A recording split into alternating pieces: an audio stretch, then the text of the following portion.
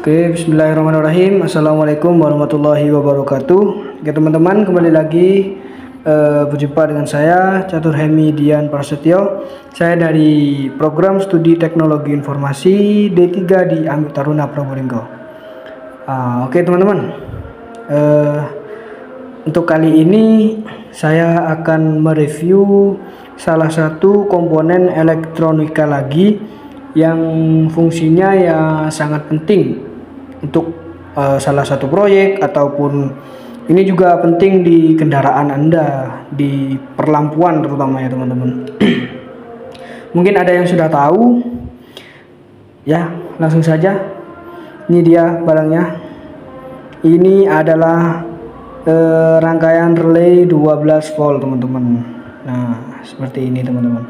Ini mohon maaf jika rangkaiannya jelimet ya teman-teman, soalnya ini saya rangkai sendiri dengan teman-teman untuk proyek kita di penyiraman tanaman secara otomatis. Oke, kita beralih ke fungsinya dulu. Apa sih fungsinya relay ini? Mungkin teman-teman sudah ada yang tahu, mungkin ada juga yang masih belum tahu. Ya kalau mungkin ada kesalahan dari saya, silakan di komen ya teman-teman, karena saya juga baru terjun di dunia elektronika, tapi kita sharing-sharing lah teman-teman, seperti itu. Oke, untuk cara kerjanya relay ini sebagai berikut teman-teman, simak terus videonya. Oke lanjut teman-teman, mohon maaf barusan terpotong karena ada suara azan ya teman-teman.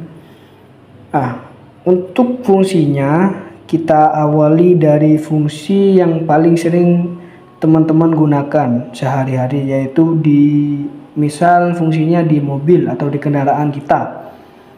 Fungsinya pada mobil adalah untuk mengalirkan arus listrik dari saklar utama ke komponen listrik lainnya, seperti contohnya klakson, lampu utama, dan yang lain-lain. Nah, selain itu, relay juga berfungsi untuk mengalirkan aliran listrik pada kendaraan agar tegangannya sesuai dan tidak berlebihan, teman-teman. Jadi seperti itu. Nah, fungsinya di alat penyiraman tanaman otomatis yang saya buat, yang saya rangkai dengan teman-teman itu fungsinya juga sama, teman-teman, untuk menstabilkan tegangan. Karena kita menggunakan listrik dari PLN yang bertegangan 220 volt, jadi harus diperkecil lagi teman-teman, sesuai yang dibutuhkan oleh sensor kita, juga sesuai yang dibutuhkan oleh valve kita, karena valve-nya itu 2 volt. Nah maaf teman-teman, karena valve-nya yang kami pakai itu 12 volt, jadi kita ngerangkainya relay yang 12 volt teman-teman, seperti ini. Nah ini sudah kami uji kemarin ya, alhamdulillah berfungsi dengan baik, seperti itu. Dan selanjutnya yang akan kita bahas adalah prinsip kerjanya. Ya prinsip kerjanya ya seperti ini teman-teman. Prinsip kerjanya didasarkan pada induksi elektromagnetik. Jadi ini ada tenaga magnet, tenaga magnetnya teman-teman. Jadi pengendalian arus listrik yang mengalir ke relay tidak dilakukan berdasarkan cara manual, tetapi menggunakan sinyal listrik. Nah, sinyal listrik inilah yang akan mengontrol elektromagnetik untuk memutus atau menghubungkan arus listrik. Nah, jadi kalau di rangkaian alat penyiraman otomatis yang udah saya rangkai dengan teman-teman, itu dia memutus aliran untuk valve terbuka teman-teman. Jadi bila sensor pH tanah itu mendeteksi bahwa kelembaban di bawah 50%, maka relay ini akan nyetek teman-teman, begitu. Komennya ini pasti nyetek teman-teman, untuk mengalirkan arus dan untuk membuka valve yang 12 volt itu teman-teman. Jadi tersemburlah air ngembun gitu ya teman-teman di sawahnya itu teman-teman, mengembun. Kita memakai yang sistemnya mengembun teman-teman. Nah itu untuk prinsip kerjanya. Nah seperti itu teman-teman. Dan relay ini memiliki 3 komponen teman-teman. Ini di dalamnya ada 3 komponen. Komponen utamanya yaitu common atau common ya yang menyebutnya. Kadang beda-beda teman-teman. Saya menyebutnya common, teman-teman menyebutnya common atau apa sejenisnya gitu mungkin. Common adalah bagian yang menyambung normally close dalam keadaan normal. Jadi common ini dalam keadaan normal itu berada di normally close teman-teman.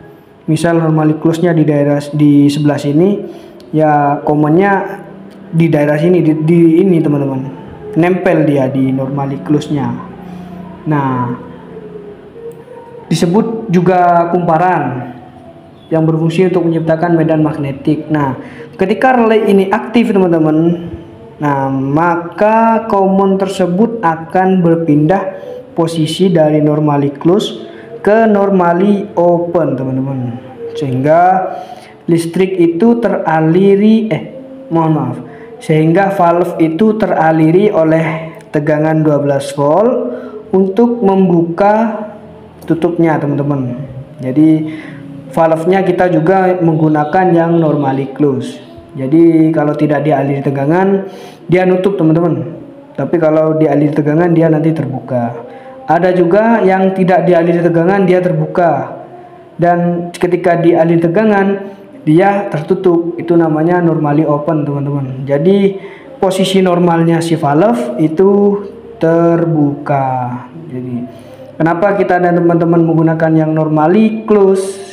Karena selain itu dapat memperpanas relay kita, juga ketika tertutup kan lama teman-teman. Ketika sensor kita sudah lembab, valve-nya harus tertutup, dan jika tertutup itu harus dialiri dengan tegangan dari relay ini.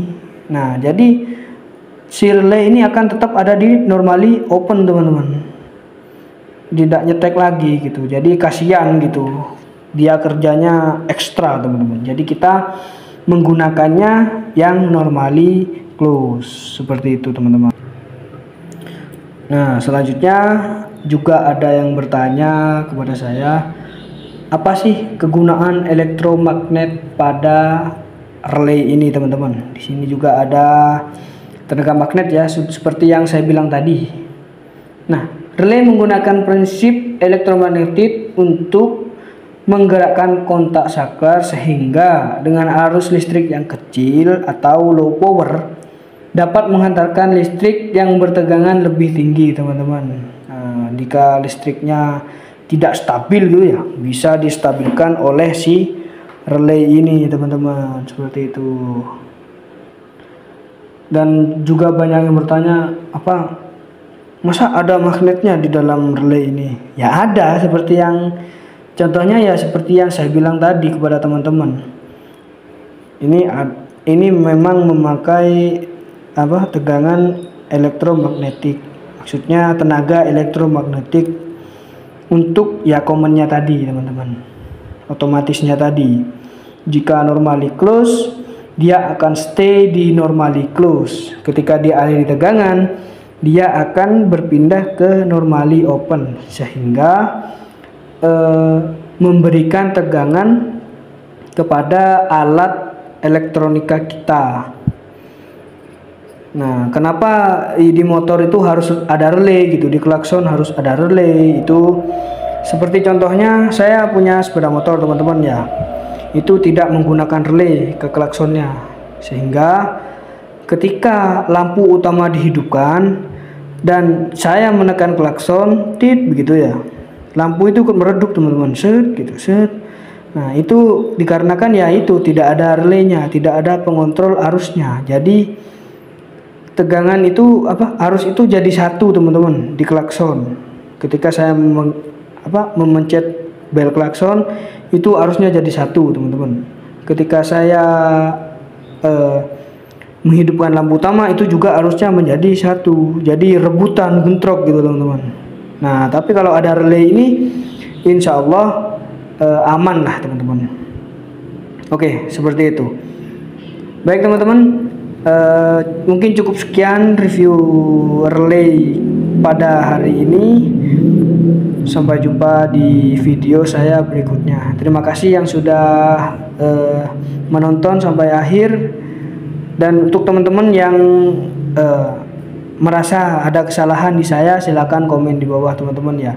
Karena saya juga tidak sepenuhnya sempurna ya, teman-teman. Pasti ada kesalahannya. Silakan di komen di bawah, teman-teman. Akan saya perbaiki daripada saya salah terus ya kan, teman-teman. Salah nggak ada ujungnya gitu, terus-terusan salah. Silakan di komen ya, teman-teman. Terima kasih. Cukup sekian dari saya. Wassalamualaikum warahmatullahi wabarakatuh.